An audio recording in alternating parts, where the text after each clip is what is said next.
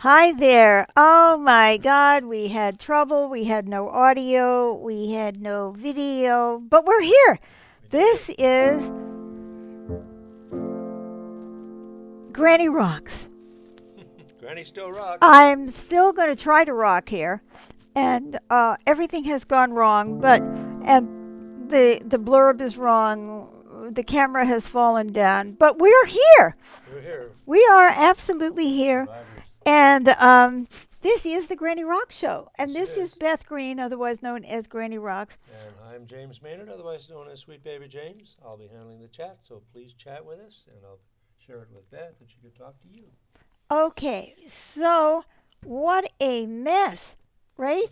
But here we are. It looked like we weren't going to have anything, any show. So I hope that you haven't given up on us and that you've come back. And do you mind getting me back in the picture, James?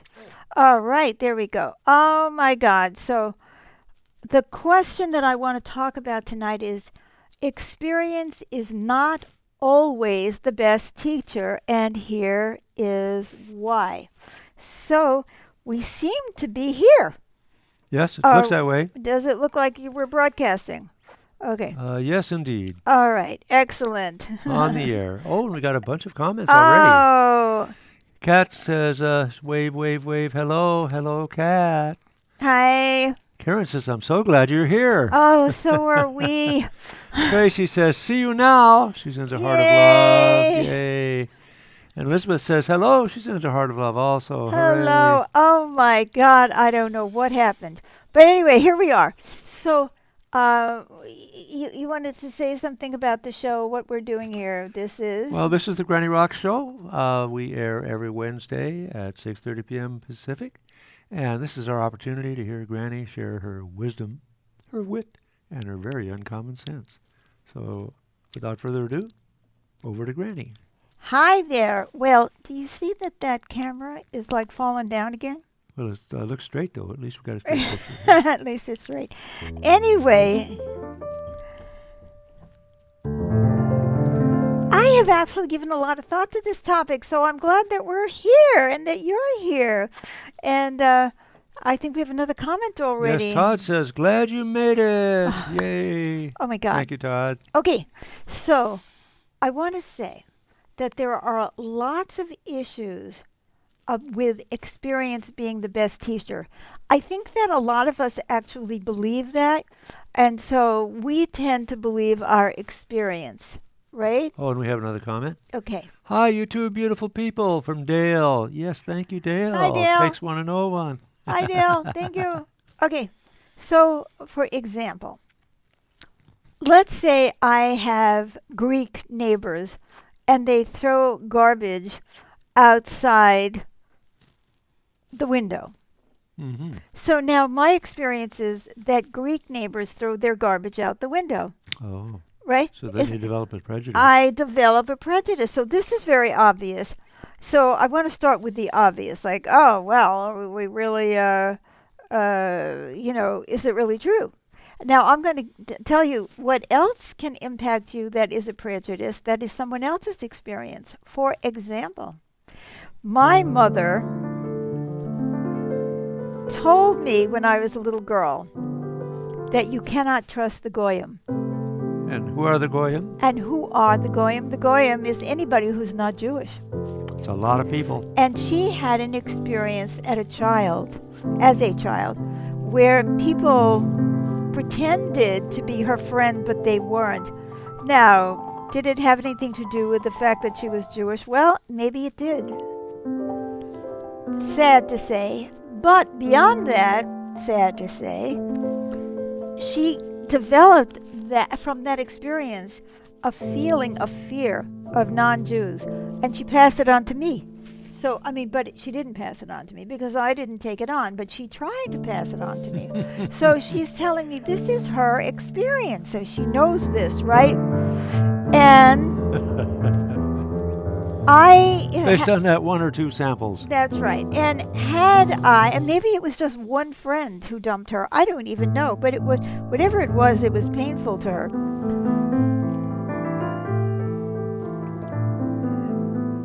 So you look at that and you say, okay, she tells me this. And now, if I'm listening to this, and most children are listening to their parents, her perception may impact me. Like, oh, I don't know. There are no Jews here. Can I trust anybody? So now, not only am I being prejudiced by my own experience, now I'm being prejudiced by somebody else's experience, but it's a very narrow experience. You have to have a lot of experiences.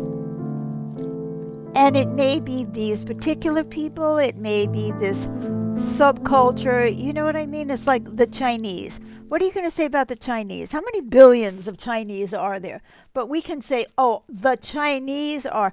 All right, so based on some experience at some Chinese restaurant in the neighborhood, right? And now we have this, okay. So what I'm saying is, like, right off the bat, it's obvious that there are experiences that we have that can really impact our perception. So, and that brings me to the bigger topic of what am I actually experiencing? So when I say you can't always trust your experience, I'm not saying you can never trust it, but don't like just go by, oh, I had this experience. For example, let's say I went to hear a band. And they're playing heavy metal. Well, I can't play heavy metal on the piano. I don't even know what to. This is what it sounds like to me. Okay. Now, I thought I was going to have a nervous breakdown when I heard this band. Okay. So now my experience tells me that heavy metal music is going to give me a nervous breakdown. Right. Well, maybe. But maybe I was going to have a nervous breakdown because on the way to the concert, there was a lot of traffic, and I was like,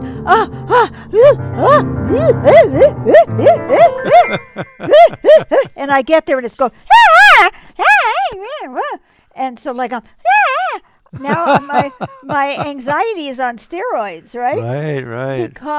But it had nothing to do with the band. Or maybe the band was only a contributing factor. Maybe it was the traffic. Or maybe my husband was driving and he was nervous. And then when we get there, he's still nervous because he's a nervous kind of a guy, right? And I'm sitting next to him and I'm feeling his I just want to get out of there. I'm actually not trying to get away from the band. I'm trying to get away from my husband, who is having an anxiety attack over the traffic that he was driving through. Do you get what I mean? Now, you say, well, those are ridiculous examples. No, they are not ridiculous examples. There's a lot of examples that are common to a lot of people. For example, in child rearing, my parents were raised in the principle, spare the rod, spoil the child. Break the spirit of that child. Yes. Indeed, they tried some of that, and my mother tried some of the Dr. Spock allowances. And we've learned that experience is a bad teacher because it traumatizes. You mean the spare the rod, putting the rod to the child. Yeah. And now we see it as physical abuse. Right. Because it creates trauma and fear in people. But how is that not... Well, that's an experience that got passed on from generation to generation. Oh, you mean that this was the way... We should not learn from that experience. That's their opinions. So somebody had an experience that gave them that opinion that they passed on to the next generation. Right. So a lot of experiences will give us opinions. And then we're like, oh, no, we're so full of opinions. We're just too terrified to even have an experience. Well, speaking of children, for example,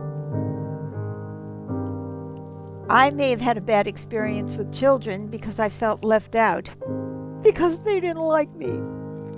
You were too old for your britches. I was. I was You were born an adult old. in a child's I body. was. So now when I hear children screaming and playing, I go, oh, yeah, yeah, right, because I had an experience that I'm bringing to that experience. So, Mhm. so it could be that I have a belief. Now, for instance, I'm going to give you an example that is probably wrong, but I'm sharing the example because it is very indicative of what could be right.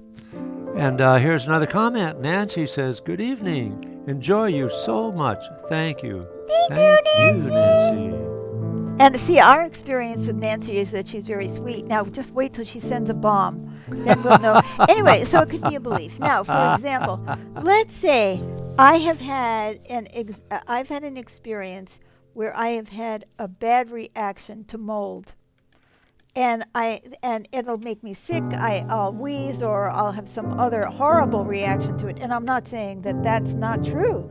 So you say, "Oh my God, mold, bad thing, bad thing." Now the question is, and I don't know the answer to that. So this is why it's a great example, because I don't really know. Are there different kinds of mold, Yes. and do they have different, impacts on you? Yes. How do you know that, James? Because I've experienced when I was acting as an attorney, Yes. I was representing different people who were exposed to mold and had serious problems with it, and we had to get recourse. Right, but let's say the mold on the cheese isn't going to give me that impact, or the mold in my kitchen sink isn't going to give me that impact. But let us say, I mean, it may, I'm not saying no, but let's say I see the mold, I have an association that I have a really bad reaction to mold. The minute I see it, I feel,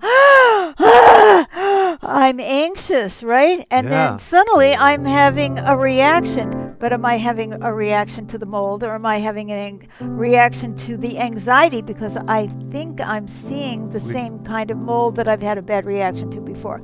So trust me, I'm really not talking about mold, but I'm giving that as an example because it could be people like men. You know what I mean? I could have a reaction that looks like Amen. there's Yes. a, Here's right. another one. Amy says, "Hi, Beth and sweet baby James. Love you both." Oh, love back to thank you, Amy. Thank you.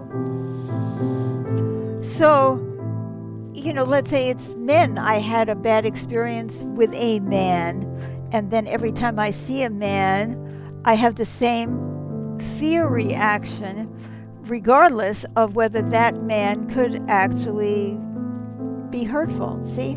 So that is now a very explosive kind of fear. Let's say I've had experience with men's violence. Mhm. So any man who is below a certain age could carry violence, and now I'm afraid of men. Yeah.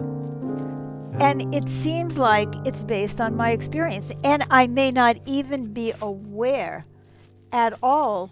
Now, many of us are, if it's something like fear of men, but we may not even be aware of the experience that triggered that reaction to start with, Mhm.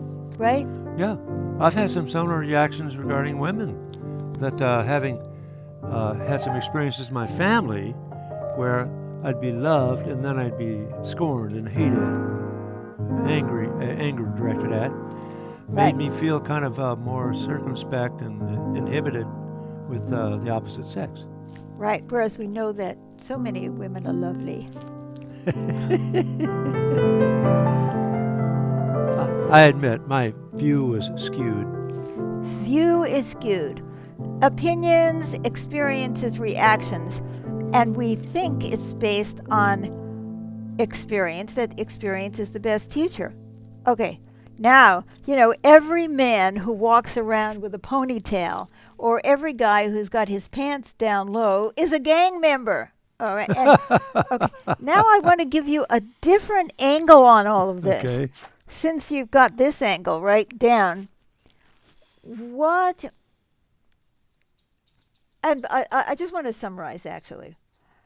Do men cause me fear, or do I believe that men are violent? And the belief that men are violent is causing me fear. And was it even my experience, or was it my mother's experience, or someone else's experience? Let's say a parent, and I'll only speak about this for another minute because I want to bring up a whole other aspect of this. Let's say I had a parent or a brother or somebody who was in war, and every time there's a loud noise, they're afraid of a bomb. And I become afraid of loud noises. And I think I'm afraid of loud noises because of my experience with loud noises. But I'm actually afraid of loud noises because of my experience being with somebody I'm close to who's afraid of loud noises. Is everybody getting this? Yeah. All right, now, what is the difference between cause and coincidence? Because you'll see how this is also has to do with experience. I have a certain experience that something causes something, and then I actually believe, this thing is creeping up into my mouth, I actually believe that that's what the situation is. Okay, so for example, in one of my books, Living with Reality, I talk about this kind of funny situation where I'm going to Paris, but instead I have an accident. And what happens? I end up in the hospital and I meet my husband. Now, of course, this is an obvious example. See, I'm always starting with the obvious, like all Greeks throw their garbage out the window, right? So it wasn't me trying to go to Paris that caused me to meet my husband. But what it did was, it was coincidental. It was a result of me trying to go to Paris. So it is a result, but is not being caused. Now, I want you to think about that for a minute, of the distinction between something being a result of and something being actually caused by. You see what I mean? Okay. I went to another nation and I got raped. Now, was I raped because of being in that nation? Was that the cause? Everybody who goes there is going to get raped, right? Or is it a result? Because I went to that nation, I was in a situation where I got raped. So, is this getting too heady or? No, that's clear. Okay, so let's say I took a taxi to the airport and I was in the taxi when we had the accident. Now, was it the taxi ride that you could say, well, taxi rides cause accidents, or taxi rides cause you to meet your husband? You see what I'm saying? Now, do you think I'm kidding? I am dead serious. We make associations. We have these neurotransmitters or neurons or whatever they are, neural pathways, where we have an association. So the next time I get into a taxi, I'm afraid I'm going to have an accident, or I'm so happy because something wonderful is going to happen, like I'm going to meet a husband. And if my husband and I get divorced, and I'm looking for another husband, all I have to do is get into a taxi and start on a trip to Paris, and that is going to result in me meeting another guy. Do you get what I'm saying? My mind associates the taxi drive with the accident, with meeting my husband. And there it is. On the other hand, there are real causes. And I'm going to bring this down to some really magical things that are going on. My daughter goes to rehab to stop drinking. And maybe she did. Let's say she stopped drinking. So now I say, oh my God. She went to rehab and she stopped drinking. Now if she starts drinking again, all I have to do is send her to rehab again and she'll stop drinking again. Well, maybe not. Maybe she didn't stop drinking because she was in rehab. Maybe she stopped drinking because she fell in love at rehab with somebody. And she suddenly is very motivated to stop drinking, right? So now you could say, well, was that in fact caused by her being in rehab? No, it was caused by her feeling loved. And yet we will make an association. Or let's say my daughter didn't stop drinking, right? And so now I'm blaming rehab. See, what's the point of doing rehab? You're not going to stop drinking. Now, this is what I really want to get across here. Supposing while my daughter is in rehab, she starts talking about her feelings. And all her feelings start coming up, and she comes out and she wants to drink more. So now I'm saying, oh no, rehab didn't work. It didn't work. It didn't work. It didn't work. It didn't work. Well, I don't know that it didn't work. What it really did was caused her to have her feelings. And maybe 5 years from now, she'll stop drinking because now she's learning to process her feelings. See? Do you see how quickly we make connections? Snap judgments. Snap judgments. And so actually, in that case, going to rehab did cause her to stop drinking, even though it doesn't look like it. So,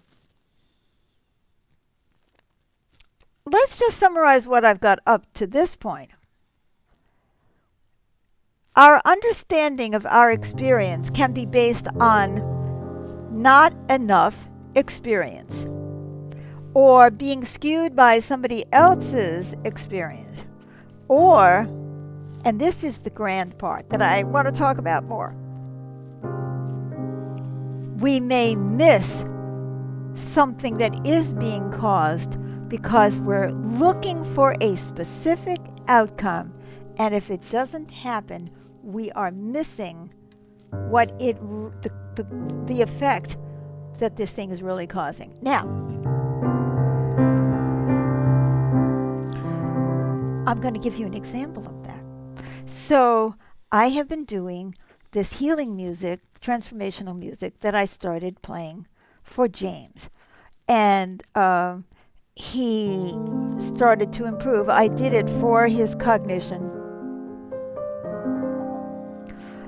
And amazingly, on objective testing, he was getting better and better and better and better and better. And now it's slowed down a little bit, the improvement, but he's still improving, right? So, wow, was the music the cause of his getting better? Probably. It could be something else that happened at the same time that we don't know. It could be because he felt loved because I was doing it, but it's very likely that that was the cause. So, great. Now I'm looking at me.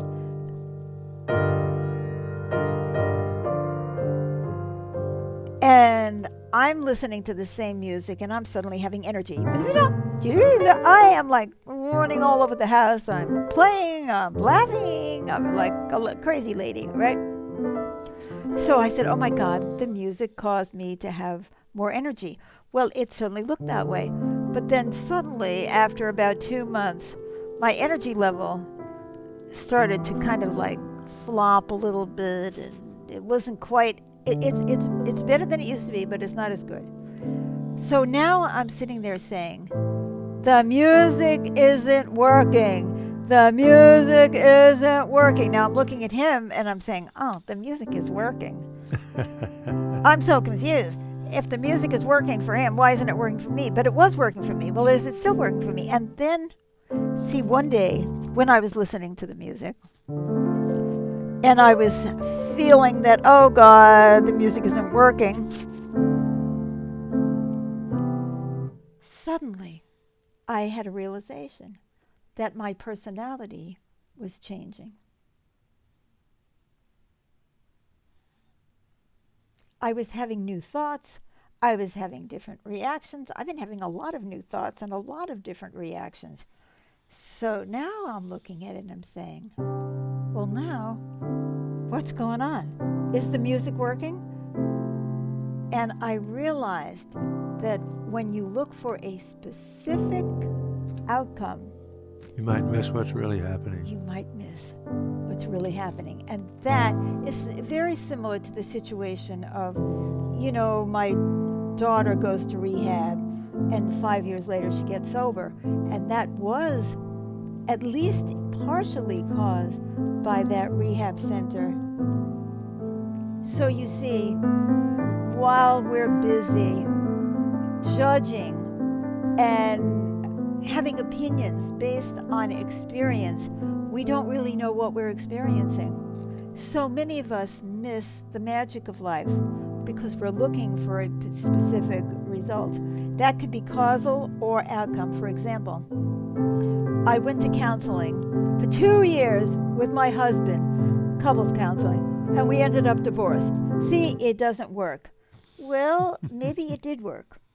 Maybe I got in touch with myself and I knew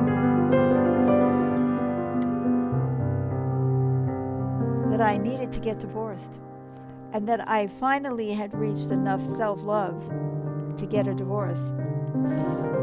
So yes, the therapy caused a big change in me, but it's not the one I was looking for. Now, I want to speak just quickly about that. What are the outcomes that we're looking for that blind us? It's like, the horses. You put blinders on the horses so they will walk straight. So they're not distracted by this. So they're not distracted by that. So, in other words, so they're not distracted by reality. They're only supposed to be looking this way. Well, that's what we do when we start looking for specific outcomes, specific results. We're only looking this way. We're not looking at the big picture, Mm-hmm. right? Yeah, yeah. Right? And so much of life's magic is in that big picture. And we get angry because we go in with an agenda, a goal, a specific result that we're looking for, right? I want to save my marriage because I want my husband's medical insurance. Or I want to save my marriage because I want to impress my parents that I could do it and they couldn't. Or some other reason. And I just am not open to the universe's real miracles, which happen every day. So I'm going to play the piano to take us out. I want to remind you that we are here, Granny Rocks, every Wednesday at 6:30 p.m. Pacific time, or we're supposed to be. And hopefully we're not going to be all messed up next week, but we had a new setup today, but it's hopefully it's all working. And I hope that you are taking to heart, because I want you to think about the many things where you may be blinding yourself to something that is being caused, that you're saying, oh, it has no impact, but maybe it does, but you're just not looking at the right place, and maybe you are missing life's miracles, right? Yeah. So we talked about prejudice, and we talked about being intent on a certain outcome, and how... Oh, yes. Jim says LB. We don't know what that means, Jim, but we are happy to see you. Happy that you've joined us. We are. LB. So please Well, come. B could be Beth. Oh, Love Beth. love Beth. Oh, I I'll like bet that. That's it. I like we like that. to think that that's it. I like that. So, our apologies for coming on late. So that's going to make our next group even later. But what can we do? We'll get there, and I'm also going to fix the post, which is the wrong group, and we did make it. So let me just play the piano for you for a minute as we take in what I was saying.